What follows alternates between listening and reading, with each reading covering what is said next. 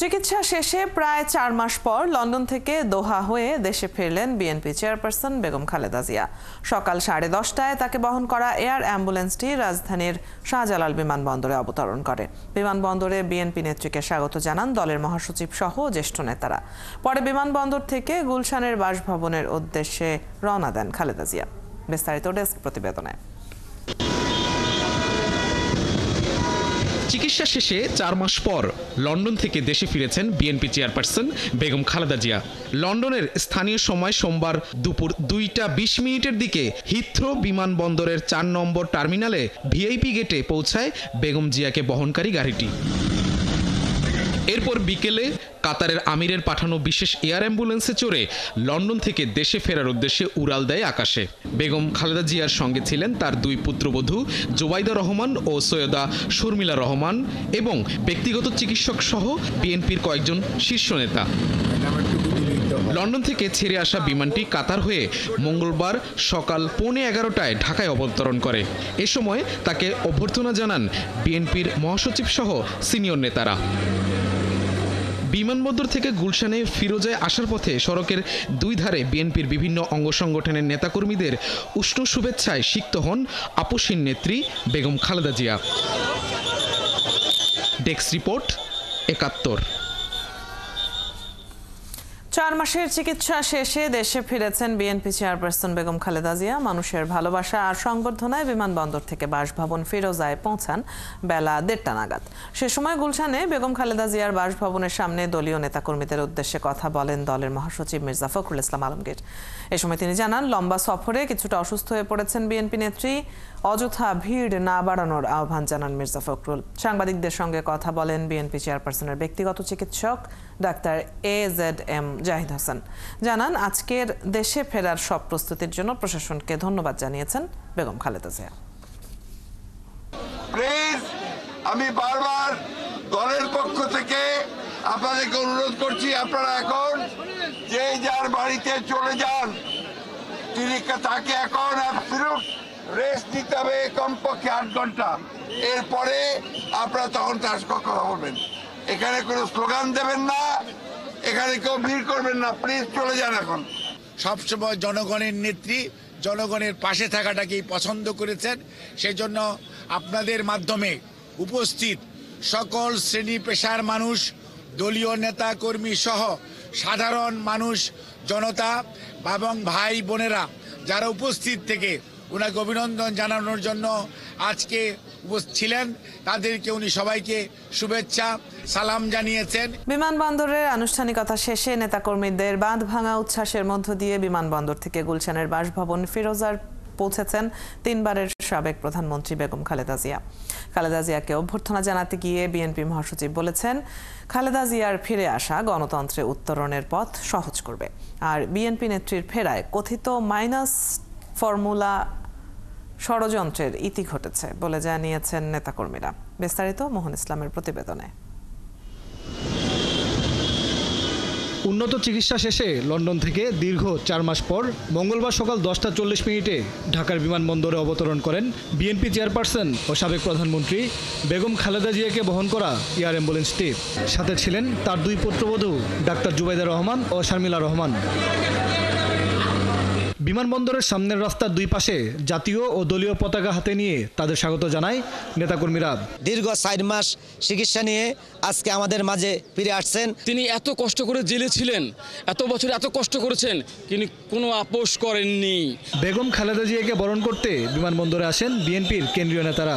তারা বলেন, বেগম জিয়ার দেশে ফেরতের মধ্য দিয়ে কথিত মাইনাস ফর্মুলা ষড়যন্ত্রের ইতি ঘটল। -2 ফর্মুলা এগুলোর মধ্যে আমরা কানের মধ্যে এটা উঠাই না। এই কারণে দেশনেত্রী বেগম খালেদা জিয়া বাংলাদেশে ফিরবেন, এটা আমরা নিশ্চিত ছিলাম এবং সেটা হয়েছে আলহামদুলিল্লাহ। আগামী দিনে গণতান্ত্রিক যে প্রক্রিয়া সেটি এক ধাপ এগিয়ে যাবে আমরা মনে করি। দেশে একটা স্বাভাবিক রাজনীতির পরিবেশ থাকবে, গণতন্ত্রের ভিত শক্তিশালী হবে, জনগণের সরকার প্রতিষ্ঠিত হবে এবং আমরা দেশবাসী সবাই ঐক্যবদ্ধ থাকবো দেশনেত্রী বেগম খালেদা জিয়ার নেতৃত্বে, তারেক রহমানের নেতৃত্বে। বেগম জিয়াকে বরণ করতে বিমানবন্দরে এসে বিএনপি মহাসচিব জানান, খালেদা জিয়ার দেশে ফেরতের মধ্য দিয়ে গণতন্ত্রের উত্তরণের পথ আরো সহজ হলো।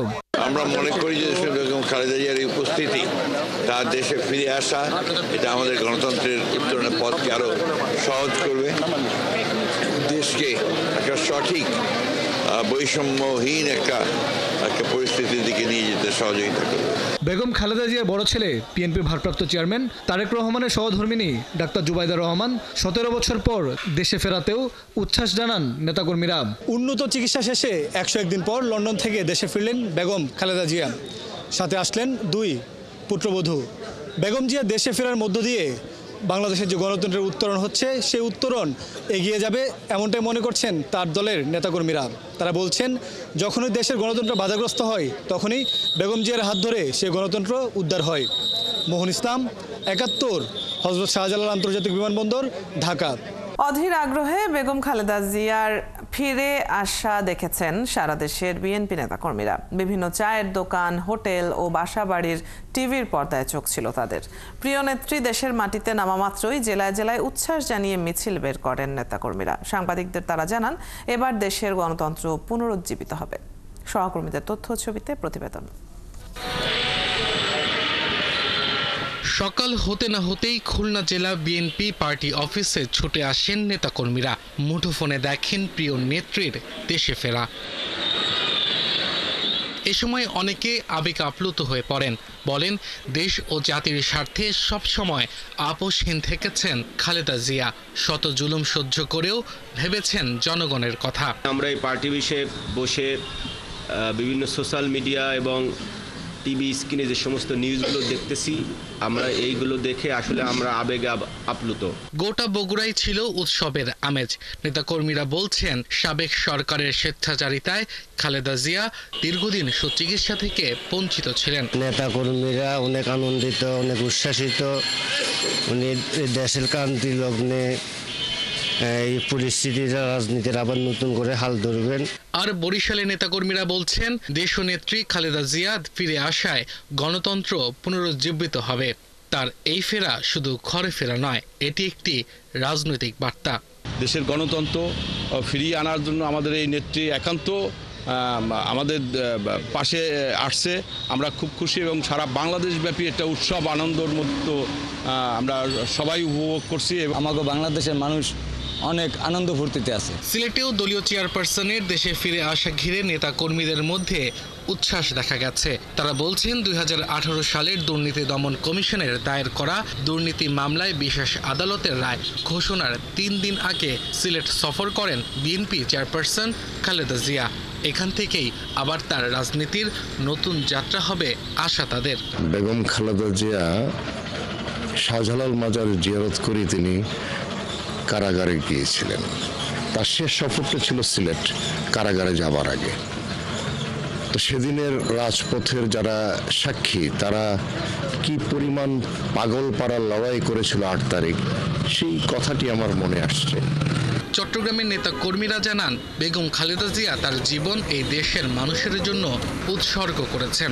এই অবদানের কথা দেশের মানুষ মনে রাখবে। আমাদের সামনে আসবেন, বক্তব্য রাখবেন, চট্টগ্রাম আসবেন, সেই আশায় আছি আমরা। আজকেই বাংলাদেশের মানুষ মনে করছে এই বাংলাদেশে গণতন্ত্র আসবে, ভোটের অধিকার ফিরে আসবে।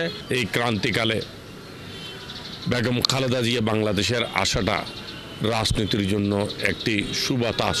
লন্ডনে দীর্ঘ 4 মাস চিকিৎসা শেষে আজ মঙ্গলবার দেশে ফিরেছেন বিএনপির চেয়ারপারসন খালেদা জিয়া। আব্দুল্লাহ মামুন, 71। চট্টগ্রামের কোতোয়ালি থানায় দায়ের হওয়া আরও 4টি মামলায় গ্রেপ্তার দেখানো হয়েছে সম্মিলিত সনাতনী জাগরণ জোটের মুখপাত্র চিন্ময় কৃষ্ণ দাস ব্রহ্মচারীকে। তদন্ত কর্মকর্তার আবেদনের পর শুনানি শেষে মঙ্গলবার সকালে চট্টগ্রাম মেট্রোপলিটন ম্যাজিস্ট্রেট আদালতের বিচারক SM আলাউদ্দিন মাহমুদ চিন্ময় কৃষ্ণ দাসকে গ্রেপ্তার দেখানোর আদেশ দেন।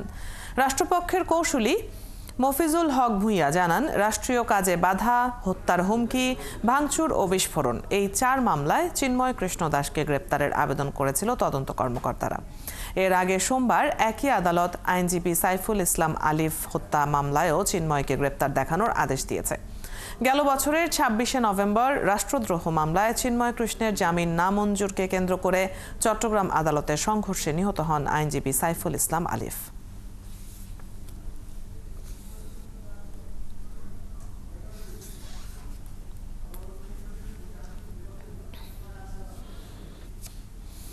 চট্টগ্রামে সানোয়ারা স্কুল অ্যান্ড কলেজের 7ম শ্রেণীর শিক্ষার্থী রাহাত হত্যায় জড়িতদের দ্রুত বিচারের আওতায় এনে ফাঁসির দাবি জানিয়েছে সহপাঠী, শিক্ষক ও স্বজনরা। মঙ্গলবার সকালে চট্টগ্রাম জেলা প্রশাসন অফিসের সামনে বিক্ষোভ ও মানববন্ধনের আয়োজন হয়। সেখানে দোষীদের বিচারের দাবি জানানো হয়। ব্রাদার্স ইউনিয়ন জুনিয়র দলের হয়ে ক্রিকেট খেলত 7ম শ্রেণীর ছাত্র রাহাত। গেল মঙ্গলবার বন্ধুদের সাথে বের হওয়ার পর থেকেই সে নিখোঁজ ছিল। পরদিন কর্ণফুলী নদীর হামিদচর থেকে তার মৃতদেহ উদ্ধার করে পুলিশ। এই ঘটনায় তার 4 সহপাঠীকে আটক করে জিজ্ঞাসাবাদ করলে তারা বেঞ্চে বসা নিয়ে দ্বন্দ্বের জেরে হত্যার কথা স্বীকার করে।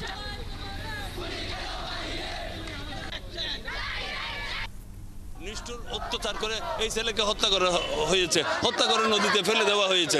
আমরা সবাই চাই তাদেরকে আইনের আওতায় এনে দৃষ্টান্তমূলক শাস্তি দেওয়া হোক। কোনো হত্যাকারী যাতে না বাঁচে এবং হত্যাকারীকে বাংলাদেশ দণ্ডবিধি অনুযায়ী সর্বোচ্চ শাস্তিটা আমি চাই। এরকম একটা নির্মম হত্যা যেন ভবিষ্যতে আর কোথাও ছাত্র হতে না হয়।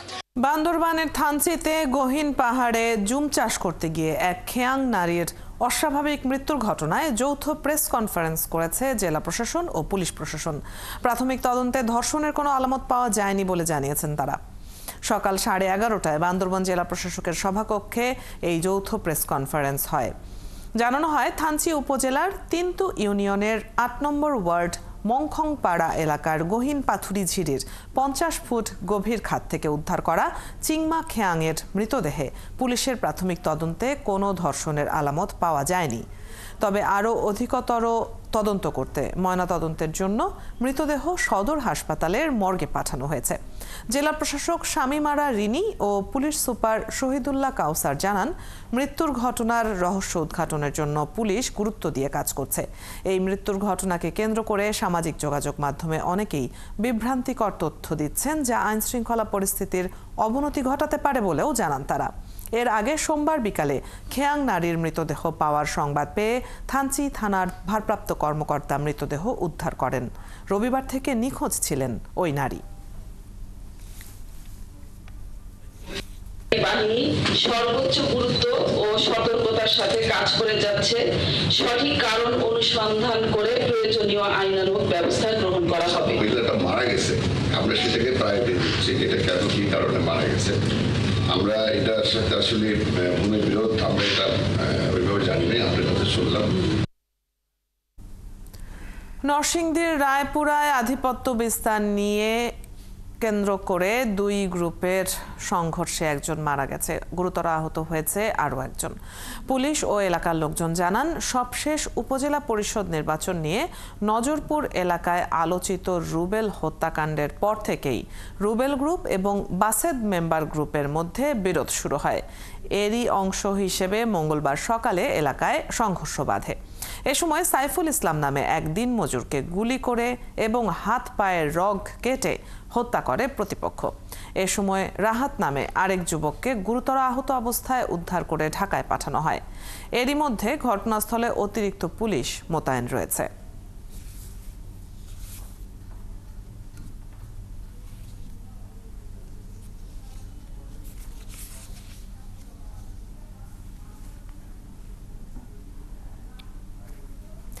গাজীপুরের গাছা থানার হারিকেন এলাকায় ট্রাক চাপায় এক নারী শ্রমিক নিহতের ঘটনায় ঢাকা ময়মনসিংহ মহাসড়ক অবরোধ করেছেন শ্রমিকরা। পুলিশ ও স্থানীয় সূত্রে জানা গেছে, হারিকেন বাসস্ট্যান্ড এলাকায় ইন্টারলুপ বিডি লিমিটেডের এক নারী শ্রমিককে অজ্ঞাত একটি ট্রাক চাপা দিয়ে পালিয়ে যায়। এতে ঘটনাস্থলেই ওই নারী নিহত হন। ঘটনার পর সকাল 8:30টার দিকে সহকর্মী শ্রমিকেরা ঢাকা ময়মনসিংহ মহাসড়কে অবস্থান নিয়ে অবরোধ করেন। এতে মহাসড়কের উভয় পাশে দীর্ঘ যানজটের সৃষ্টি হয়। পার হতে মানে সামনের দিকে গাড়ি চলে আসে, ঘাটটা ঘুরতেও যায় না, এইলা উল্টো পাল্টা গাড়ি আছে, তাহলে আমরা কেমনে করে মধ্যে দাঁড়াবো। সব থেকে গার্মেন্টস বেশি, তো এইখানে ফুটওভার ব্রিজ যদি না হয় তাহলে কোনো মতেই প্রত্যেকটা মাসে মানে প্রতি মাসে অ্যাক্সিডেন্ট আছে এই রোডে। রমজান মাস থেকে এখন পর্যন্ত 7 জন মারা গেছে। আমরা চাই এই রাস্তাটা সুন্দরভাবে হোক। আমার অফিস এই জায়গায়, আমি কি ওই হারিকেন এই যে মালগাবাড়ি দিয়ে ফুট ব্রিজ পার হবো? দৈনিক উজ্জীবিত বাংলাদেশের বার্তা সম্পাদক মিলন বিশ্বাস হৃদয় ও ফটো সাংবাদিক হাবিব খন্দকারের ওপর হামলার তীব্র নিন্দা ও প্রতিবাদে নারায়ণগঞ্জ প্রেস ক্লাবের সামনে মানববন্ধন করেছেন সাংবাদিকরা। সকাল 11টায় নারায়ণগঞ্জ প্রেস ক্লাবের সামনে এই কর্মসূচির আয়োজন করে নারায়ণগঞ্জ সাংবাদিক সমাজ। নারায়ণগঞ্জ প্রেস ক্লাবের সাধারণ সম্পাদক রফিকুল ইসলাম জীবন বলেন, এটি কোনো সাধারণ হামলা নয়, বরং সাংবাদিকদের কণ্ঠ চিরতরে স্তব্ধ করার অপচেষ্টা। এর বিরুদ্ধে শক্ত প্রতিরোধ গড়ে তুলতে হবে বলেও জানান তিনি। বরিশালে বাড়ছে ডায়রিয়া সংক্রমণ। চিকিৎসকরা বলছেন, খরা আর বিশুদ্ধ পানি সংকটের কারণে এই দুর্গতি। জেনারেল হাসপাতাল কর্তৃপক্ষ জানিয়েছে, অনুমোদিত শয্যার চেয়ে ভর্তি রোগীর সংখ্যা 8 থেকে 10 গুণ। স্যালাইন সংকট নেই, তবে অভাব রয়েছে পরিচ্ছন্নতা কর্মীর। বিধান সরকারের প্রতিবেদন। জেনারেল হাসপাতালে কেবল বরিশাল জেলারই নয়, ভোলা থেকে বরগুনা এবং পিরোজপুর জেলার রেফার করা রোগীরাও আসেন চিকিৎসা নিতে। প্রয়োজনীয় স্যালাইন পাচ্ছেন হাসপাতাল থেকে। সারফেশন 3 দিন ভর্তি ছিল, এবারে সারফেশন ডাক্তারে কইছে আমাদের তো নারাই চিকিৎসা নাই, আপনারা বরিশাল লইয়া যান দ্রুতভাবে। মোটামুটি একটু সুস্থ হয়েছে, এখন আপনার কাঠালিয়া উপজেলা থেকে নিয়ে আসছি বরিশালে ডায়রিয়ার রোগী। ঔষধ এই হাসপাতাল থেকে দেয় আমরা ভারত তো আর কিনে টিনি না, যাই লাগে স্যালাইন মেল নেই দেয়। বমি করি, বাথরুমে যাই, শরীর অনেক দুর্বল। চিকিৎসা নিয়ে আপত্তি নেই রোগী বা স্বজনদের, তবে অভিযোগ অপরিচ্ছন্ন টয়লেট নিয়ে। ডায়রিয়া ওয়ার্ডের সার্বিক পরিবেশও রোগী বান্ধব নয়। বাথরুম ও নোংরা অবস্থা, আর ওই তেলাপোকারও খুব খারাপ অবস্থা। বাথরুমে গন্ধ লেগে যাওয়া নেই, যায় না যে এটা বলতে যাইলে বমি আইগে লাগে। যে সুযোগ সুবিধা ভালো আছে মোটামুটি, কিন্তু পরিবেশটাই শুধু খারাপ লাগে। নির্ধারিত 4টি বেডের বিপরীতে প্রতিদিন গড়ে রোগী ভর্তি হচ্ছে 40-এর উপরে। স্যাংশন বেড তো 4টা, আর আমরা যেহেতু এক্সট্রা বেড হিসাবে আমরা তৈরি করে নিছি, আর আমাদের পার ডে তো বলছি 40টা রোগী আসে, তাদের সামাল দেওয়া আমাদের পক্ষে অসম্ভব হয়ে যায়।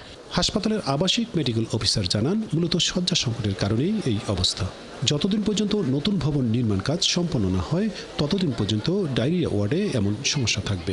ডায়রিয়ার চিকিৎসার জন্য আলাদা যে বিল্ডিংটি ছিল, ওইটা ভেঙে ফেলার পরে আমাদের এই স্থান সংকট হয়েছে। যতদিনে আমাদের এই স্থান সংকটের সমস্যাটা না কাটবে, ততদিন আমাদেরকে এই কষ্টটুকু একটু করতে হবে। মার্চ থেকে জুলাই ডায়রিয়া রোগীর সংখ্যা বেশি থাকে, তবে বিগত বছরের তুলনায় এবার বেশ আগেই বেশি ডায়রিয়া আক্রান্ত রোগী আসা শুরু হয়েছে। বিধান সরকার, 71, বরিশাল। এ বিষয়ে সবশেষ খবর জানাতে সরাসরি যুক্ত হচ্ছেন সহকর্মী বিধান সরকার। বিধান, কি অবস্থা দেখছেন হাসপাতালে, আর হঠাৎ ডায়রিয়া বেড়ে যাওয়ার পেছনে কি কারণ চিকিৎসকরা বলছেন, বা রোগীরাই বা কি বলছেন হাসপাতালের ব্যবস্থাপনা নিয়ে?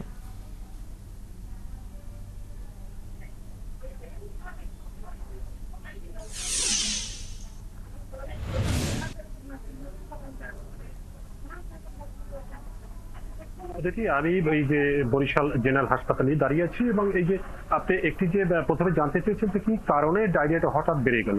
আর এবারে যারা আমরা এখানে যারা সেবিকা রয়েছেন বা এখানে যারা স্বাস্থ্য কর্মকর্তা রয়েছেন, তাদের সাথে আমরা কথা বলে যে বিষয়গুলো জানতে পেরেছি, যে এবারে কিন্তু একেবারে শুরু যে ডায়রিয়াটা একটা পিক আওয়ার থাকে, সিজন থাকে, ঠিক সেই সিজন বাইরেও এবারে কিন্তু ডায়রিয়াটাকে সারাটা বছর জুড়েই ছিল ডায়রিয়ার পেশেন্ট এবং পেশেন্ট থাকে। এবং এই যে বেশ কিছুদিন হলো বা যে আবার কিন্তু ডায়রিয়া রোগীর আক্রান্তের সংখ্যা হঠাৎ করে বেড়ে গেছে।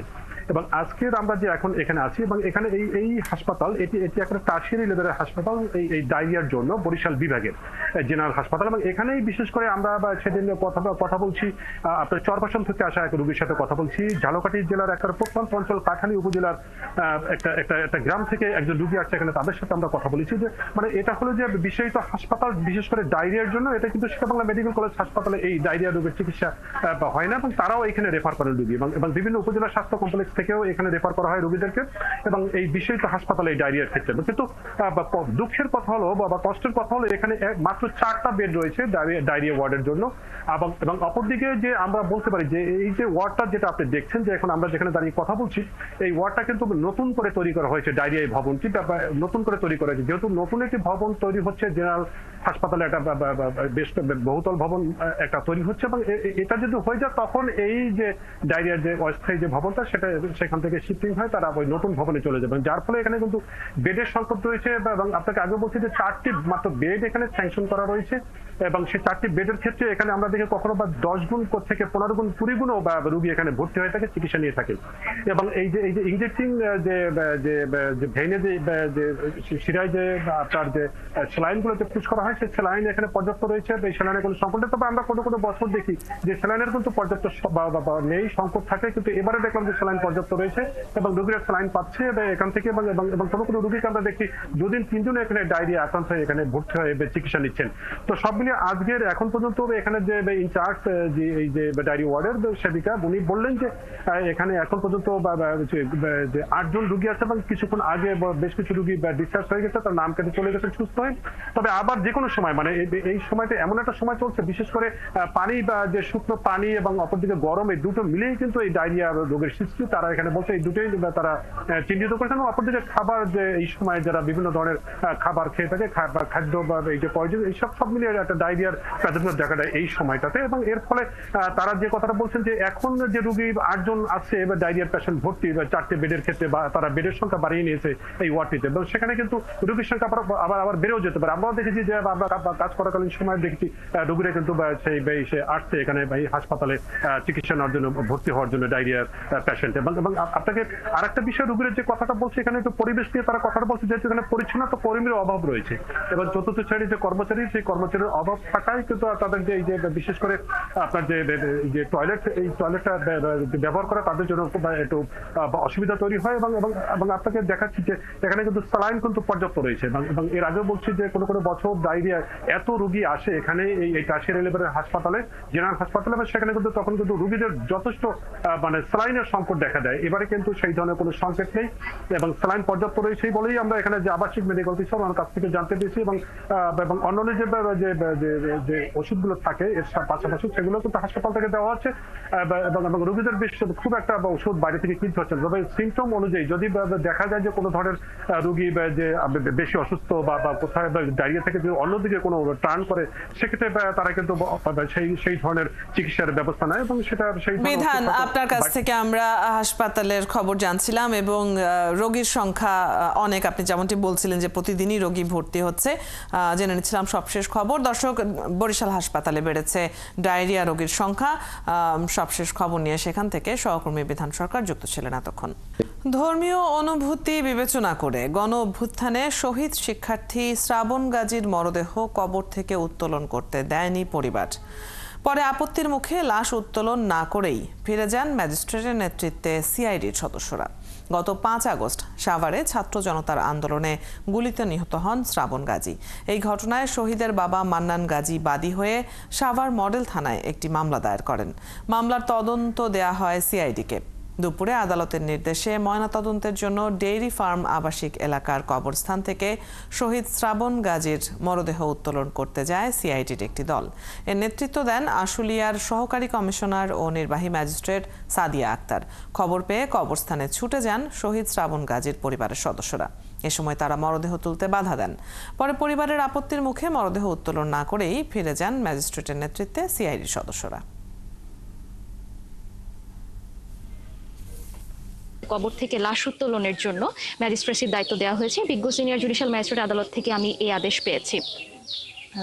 আজকে আমরা সেটার জন্য লাশ উত্তোলন করতে আসলে যে আমাদের যে ভিকটিম শ্রাবণ গাজীর বাবা এবং মা আমাদেরকে জানিয়েছেন যে তারা লাশটা উত্তোলন করতে দিতে চাচ্ছেন না, যেহেতু তারাই তার অভিভাবক এবং তার বাবা মার সিদ্ধান্তকে আমরা সর্বোচ্চ সম্মান করছি এবং তাদের সিদ্ধান্তের প্রতি সম্মান জানিয়ে আমরা কবর থেকে লাশটা উত্তোলন করছি না। কিন্তু তদন্তের স্বার্থে তারা আমাদের যত ধরনের অন্যান্য রকম তথ্য লাগবে সেসব তথ্য দিয়ে সবাই সহায়তা করবেন বলে জানিয়েছেন। মুন্সিগঞ্জের শ্রীনগরে আন্তঃজেলা ডাকাত দলের 4 সদস্যকে গ্রেপ্তার করেছে পুলিশ। ট্রাক সহ 57টি তেলের ব্যারেল, একটি গাড়ি ও পিকআপ ভ্যান উদ্ধার হয়েছে। শ্রীনগর সার্কেলের অতিরিক্ত পুলিশ সুপার আনিসুর রহমান জানান, গ্রেপ্তারকৃতরা হলেন নারায়ণগঞ্জের সোনারগাঁও উপজেলার আলম, পটুয়াখালীর আলী আলমগীর হোসেন, গোপালগঞ্জের হেলালুজ্জামান এবং দক্ষিণ কেরানীগঞ্জের জোবায়ের আহমেদ জীবন। 29 এপ্রিল ঢাকা মাওয়াগামী এক্সপ্রেসওয়েতে গোয়েন্দা পরিচয়ে ডাবল কেবিন পিকআপ আটক করে তারা। পরে ডাকাতরা তেল সহ ট্রাকটি ঢাকার হাসনাবাদ নিয়ে যায়।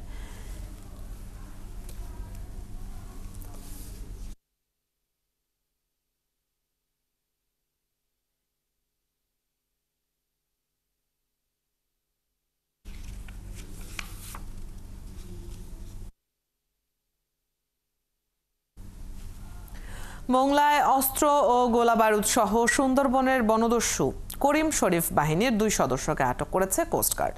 পশ্চিম জোন সদর দপ্তরের কর্মকর্তা কমান্ডার সঞ্জীব কুমার দে জানান, সোমবার বিকেলে কোস্টগার্ড সদস্যরা সুন্দরবনের আদাকসগি এলাকায় অভিযান চালায়। এ সময় বনদস্যু করিম শরীফ বাহিনীর আস্তানা থেকে সাদ্দাম খান ও আব্বাস মোল্লাকে আটক করা হয়। ঘটনাস্থল থেকে বন্দুক, শটগান, অস্ত্র তৈরির সরঞ্জাম সহ কাঠের নৌকা জব্দ করা হয়। প্রাথমিক জিজ্ঞাসাবাদে আটককৃতরা বনদস্যু করিম শরীফের সঙ্গে ডাকাতি করত বলে জানিয়েছে। সুন্দরবনকে দস্যু মুক্ত করতে কোস্টগার্ডের অভিযান চলমান থাকবে বলে জানানো হয়েছে।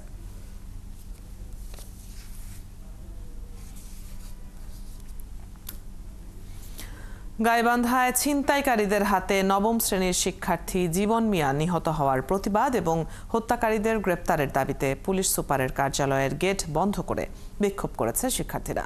সকালে জেলা প্রশাসকের কার্যালয়ের সামনে জড়ো হয় শিক্ষার্থীরা। সেখানে সমাবেশ শেষে আসামিদের 48 ঘন্টার মধ্যে গ্রেপ্তারের দাবি জানিয়ে একটি বিক্ষোভ মিছিল নিয়ে পুলিশ সুপারের কার্যালয়ের সামনে গিয়ে গেট বন্ধ করে সেখানে অবস্থান নেয় তারা। এই সময় শিক্ষার্থীরা বলে, তাদের সহপাঠীকে যারা নির্মমভাবে হত্যা করেছে তাদের দ্রুত গ্রেপ্তার করে আইনের আওতায় আনতে হবে। অল্টারনেট ওয়েটিং অ্যান্ড ড্রাইং বা AWD পদ্ধতিতে ধান চাষে সেচের পানি সাশ্রয়ের পাশাপাশি কমানো সম্ভব গ্রিনহাউস গ্যাস নিঃসরণ। পরিবেশ বিজ্ঞানীরা বলছেন, এই পদ্ধতিতে ধান চাষে 40% গ্রিনহাউস গ্যাস নিঃসরণ কমে যেতে পারে, যা পরিবেশের উপর ইতিবাচক প্রভাব ফেলবে। পাশাপাশি আন্তর্জাতিকভাবে গ্রিনহাউস ক্রেডিট বিক্রির সুযোগ থাকায় বৈদেশিক অর্থ আয়েরও সুযোগ রয়েছে, যার সুফল ভোগ করতে পারবেন কৃষকরা। নতুন পদ্ধতিতে ধান চাষের সম্ভাবনা নিয়ে রাশিদুল হক রুশোর ধারাবাহিক প্রতিবেদনের আজ দেখুন শেষ পর্ব। ছবি তুলেছেন মেহেদি হাসান। দিগন্ত জোড়া ধান ক্ষেত, কোথাও সবুজ আবার কোথাও ধানে পাক ধরে ধারণ করেছে হলুদ বর্ণ। নওগাঁর নিয়ামতপুর উপজেলার ভারদণ্ডপুর গ্রামের ধান খেতে দেখা মিলল এমনই কিছু greenhouse gas chamber. Alternate waiting and drawing বা পরিমিত সেচ ব্যবস্থায় চাষ করা ধানের উপর বসানো এই চেম্বার থেকে নমুনা সংগ্রহ করে গবেষকরা বের করছেন ধান গাছ থেকে কার্বন নিঃসরণের পরিমাণ। চেম্বারের মাধ্যমে আমরা গ্যাস স্যাম্পল কালেক্ট করে বুঝতে পারি যে ধানের জমি থেকে ট্র্যাডিশনাল প্র্যাকটিসের ফলে কি পরিমাণ গ্রিনহাউস গ্যাস ইমিশন হচ্ছে এবং আমাদের পদ্ধতি ব্যবহার করার ফলে কি পরিমাণ গ্রিনহাউস ইমিশন কমতেছে। ম্যানুয়াল পদ্ধতির পাশাপাশি অটোমেটিক ডিভাইসের মাধ্যমেও চলছে কার্বন নিঃসরণের তথ্য সংগ্রহ। এখন পর্যন্ত গবেষণায় প্রাপ্ত ফলাফলে খুশি গবেষকরা। এই চেম্বারের ভিতরে আমাদের মিথেন সেন্সর রয়েছে। এই সেন্সর থেকে আমরা দিনে 4 বার ডেটা কালেক্ট করি। সো এই যে 40% পর্যন্ত গ্রিনহাউস গ্যাস ইমিশন সেভ করা মানে ফার্মার একটা এনভায়রনমেন্টের প্রতি কন্ট্রিবিউশন রাখে। এদিকে দাতা সংস্থা এডিবির প্রিন্সিপাল ইকোনমিস্ট জানান, কার্বন ক্রেডিট বিষয়ে বাংলাদেশ ও জাপান সরকারের মধ্যে চুক্তি রয়েছে, যেখানে বাংলাদেশের কাছ থেকে কার্বন ক্রেডিট কিনতে আগ্রহী জাপান সরকার। এই সুযোগ কাজে লাগাতে চান গবেষকরা। এখন আমরা যৌথ ভোগ ব্যবস্থার বাজারের জন্য প্রস্তুতি নিচ্ছি। যদি আমরা সফল হই, সেক্ষেত্রে বাংলাদেশের কাছ থেকে কার্বন ক্রেডিট কিনতে আগ্রহী জাপান সরকার। গবেষকদের দাবি, গ্রিনহাউস গ্যাস কমানো গেলে কার্বন বাণিজ্যের আয়ে একজন কৃষক প্রতি বিঘা জমি থেকে প্রণোদনা হিসেবে পাবেন 6 থেকে 8,000 টাকা। রাশিদুল হক রুশো, 71, নওগাঁ। নেতৃত্ব সংকট ও দলীয় কোন্দল মেটাতে প্রায় 15 বছর পর আগামীকাল মংলায় অনুষ্ঠিত হবে বিএনপির কাউন্সিল।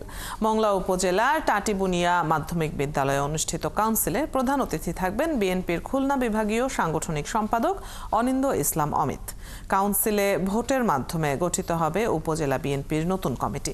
পাশাপাশি বিদ্যমান কোন্দলেরও নিরসন হবে বলে আশা করছেন নেতাকর্মীরা। কাউন্সিল উপলক্ষে এলাকায় বইছে উৎসবের আমেজ।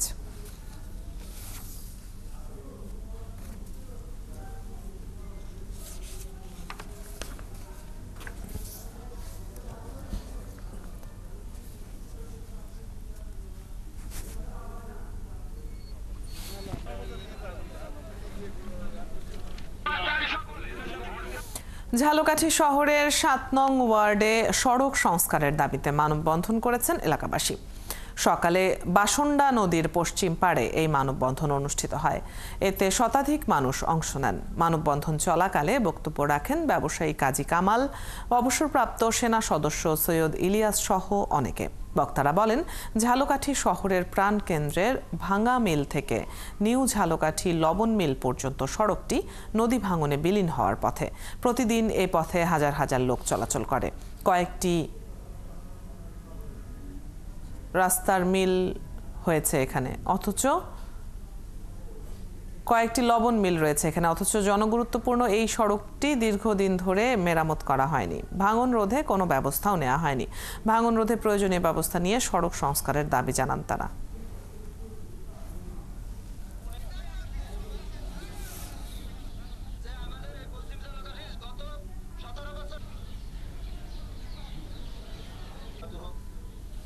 সবচেয়ে বড় দুঃখ হচ্ছে আমাদের রাস্তাটি অতি দ্রুত বাজারে আসতে শুরু করেছে সাতক্ষীরার আম। সোমবার থেকে পাওয়া যাচ্ছে গোবিন্দভোগ, গোপালভোগ, বোম্বাই, গোলাপ খাস সহ দেশি আম। এরপর ধাপে ধাপে ৫ জুন পর্যন্ত আসবে হিমসাগর, ল্যাংড়া ও আম্রপালি। আমের ফলন ভালো হয় বাজার বাড়ানোর দাবি জানিয়েছেন চাষিরা। অন্যদিকে সময়ের আগে অপরিপক্ক আম সংগ্রহ, সংরক্ষণ বা বাজারজাতের বিষয়ে ছাড় না দেওয়ার ঘোষণা জেলা প্রশাসকের। বরুণ ব্যানার্জির তথ্য ও ছবিতে প্রতিবেদন। সাতক্ষীরার আমের কদর রয়েছে দেশের গণ্ডি পেরিয়ে আন্তর্জাতিক বাজারে। এখানকার আম এখন ব্র্যান্ড। আবহাওয়া ও মাটির গুণাগুণের কারণে এখানকার আম একটু আগেই পাকে, ফলে বাজারে ভালো দামও মেলে। আম ক্যালেন্ডার অনুযায়ী ৫ই মে থেকে বাজারে পাওয়া যাচ্ছে গোবিন্দভোগ, গোপালভোগ, বোম্বাই, গোলাপ খাস ও দেশীয় বৈশাখী সহ নানা জাতের আম। এরপর পর্যায়ক্রমে আগামী ২০শে মে হিমসাগর, ২৭শে মে ল্যাংড়া এবং ৫ জুন থেকে মিলবে আম্রপালি। বাজারে কিছু মাল ঢুকিছে আমাদের ২৮০০-২৫০০, এমন একটা আশা করা যাচ্ছে যে এরকম একটা দাম পাবো। এই সাতক্ষীরা জেলায় আমাদের আমটা আগে ওঠে, আমাদের এই আমটা। তারপরে ঝরঝরে গান যদি না হয় তা আমরা একটু ভালো দামে বিক্রয় করতে পারি। ২০১৫ সাল থেকেই আমেরিকা ও ইউরোপে নিয়মিত রপ্তানি হচ্ছে সাতক্ষীরার আম, যা জেলার অর্থনীতিতে নতুন সম্ভাবনা তৈরি করেছে। সাতক্ষীরার এই সুস্বাদু আম আমাদের দেশে একটা চাহিদা আছে এবং সারা বিশ্বের এই সাতক্ষীরার আমের একটা চাহিদা আছে। আমরা এই গোবিন্দভোগ সহ দেশীয় প্রজাতির আম আজ থেকে বাজারজাত করছি। আমরা মূলত এই আমটা ব্যাগিং করেছি। আমাদের আমটা বাইরে বিদেশে রপ্তানির জন্য এই ব্যাগিংটা করলে আপনার পোকামাকড় থেকে অনেকটা রক্ষা পায়, প্লাস এই আমটা একটা প্রাকৃতিক কালার আসে।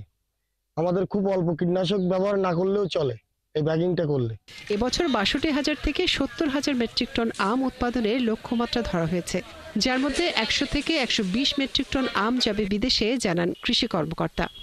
যদি আবহাওয়া এখনো পর্যন্ত অনুকূলে থাকে তাহলে আমরা প্রায় ১০০ মেট্রিক টন আম, আমরা ১০০ থেকে ১২০ মেট্রিক টন আম আমরা বিদেশে রপ্তানি করতে পারি। এটা আমাদের লক্ষ্যমাত্রা। গতবার আমরা ৬০ মেট্রিক টন আম বিদেশে রপ্তানি করেছিলাম। জেলা প্রশাসক জানান, সাতক্ষীরার আমের সুনাম অক্ষুণ্ণ রাখতে এবং নিরাপদ আম বাজারজাত করতে কঠোর থাকবে জেলা প্রশাসন। সাতক্ষীরা তথা বাংলাদেশের অনন্য আম যেটা সারা পৃথিবীতে রপ্তানি হয়, আমরা উদ্যোগ নিয়েছি যে সাতক্ষীরার আম যেন যথাযথভাবে চাষ করা হয়, যথাযথ সংরক্ষণ করা হয় এবং যথাযথভাবে আপনার বাজারজাত করা হয়। সাতক্ষীরা জেলায় ৪,১৩৫ হেক্টর জমিতে প্রায় ৫,০০০ আম বাগান রয়েছে। মনিরা কাজুরি, ৭১। সুস্থ সংস্কৃতি চর্চার অঙ্গীকার নিয়ে জাঁকজমকপূর্ণ আয়োজনের মধ্য দিয়ে প্রথমবারের মতো সুনামগঞ্জে বিভাগীয় নৃত্য উৎসব অনুষ্ঠিত হয়েছে। সোমবার এই উৎসবে সিলেট বিভাগের ৪ জেলার ২৯টি নৃত্য সংগঠনের ৩৫০ নৃত্যশিল্পী নৃত্য পরিবেশন করেন। দেশীয় সংস্কৃতি ধারাকে সমুন্নত রাখা ও শিল্পের বিকাশে এমন আয়োজন বলে জানিয়েছেন সংশ্লিষ্টরা। শহীদ নূর আহমেদের পাঠানো তথ্য ও ছবিতে প্রতিবেদন।